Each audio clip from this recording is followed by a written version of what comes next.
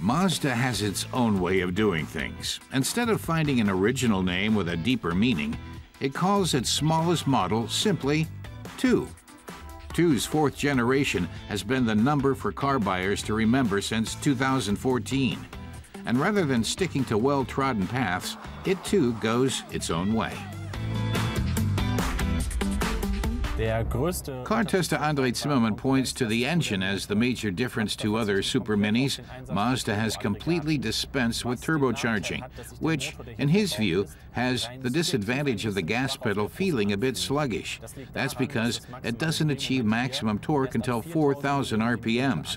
But an advantage is that since the air isn't compressed by the turbocharger, the engine's response is a little more direct. The specs are nothing to be ashamed of. The 2 accelerates from 0 to 100 kilometers per hour in less than 10 seconds, unmatched by most other superminis with comparable engines. An average fuel consumption of 4.5 liters per 100 kilometers is also quite acceptable.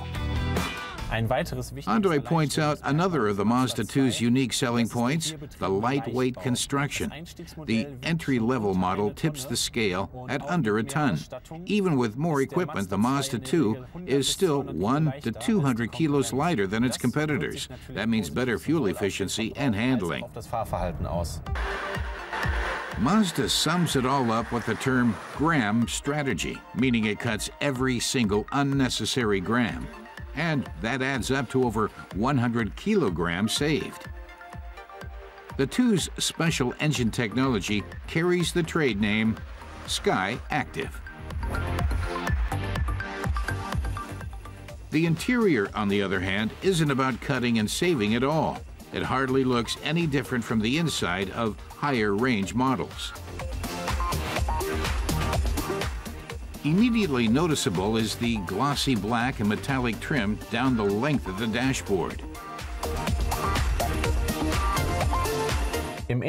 Andre especially likes the controls for the infotainment system, a rotating dial on the center console.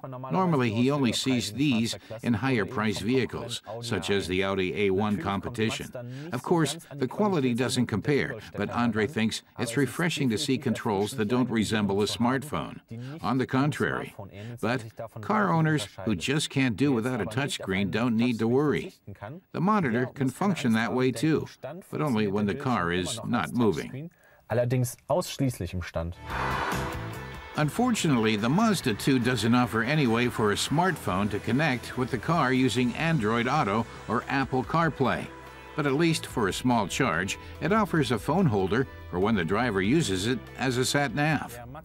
Andre is certain the Mazda 2 has enough unique selling points to pull ahead of the competition, and enough in common to be a factor in the compact class. For example, it pairs compact body proportions with a long wheelbase to make for a roomier interior.